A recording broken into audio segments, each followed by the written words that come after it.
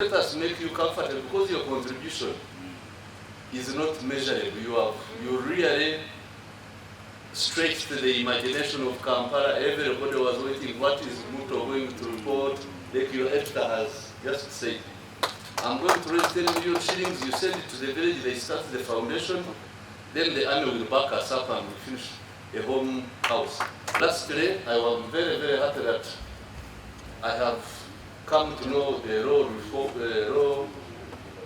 refugee law project. Let us, you look through these documents and ask me further questions. Let us engage, because the war is finished. You cannot keep talking about the war. Now, after the war, what? So let us have a debate, a proper debate from today. What we want to see in the next 20 years. Given that in the conflict, the UPDF or the army was a major contributor to peace building, we appreciate the initiative that they have taken, but also recognizing that we are going into broad archiving of the national military activities in the country. We've agreed that we shall henceforth actively engage in ensuring no gaps exist in the archiving of the history which they are trying to capture and preserve. UPDF definitely has information which some of the initiators might not have, but since this is for posterity, we think we shall work closely with them to ensure that it's the proper and accurate record without any distortions. The National Memory and Peace Documentation Center is a platform for victims and survivors of conflict in Uganda.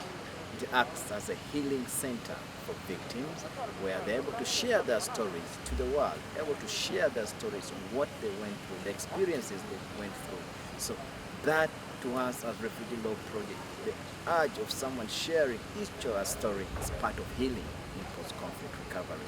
Today we are very excited that we were able to host an historic visit by General Salim Saleh. He is a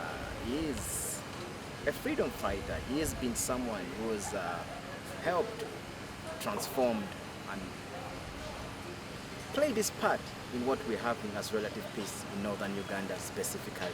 And today I'm very excited because we are coming together to discuss history, and of course we all know that history relates to the future, and specifically this center is a wonderful initiative made by Refugee Law Project because we need this kind of information.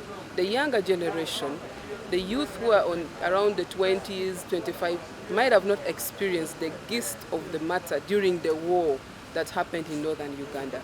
So this center has got the prominent people who participated in the war. It has got some text that you can read and, appreciate that yes, Uganda came from somewhere, and where we are today is not just by accident. Somebody or some people made a sacrifice to get Uganda to where it is now. The face of the army in Uganda today has totally changed. A civilian can associate with a uniform so freely, so easily. And this is a partnership between the Refugee Law Project and the army.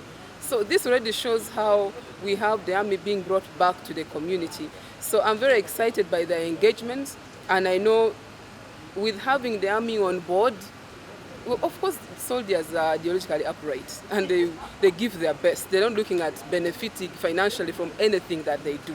So I'm very happy that we have the army as partnering with us, and as civilians, as leaders, as politicians, we will definitely defend the army and also work together with the army and make sure that we preserve the history of Uganda and also speak the message of peace.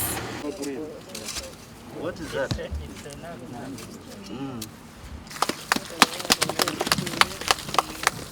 So who is going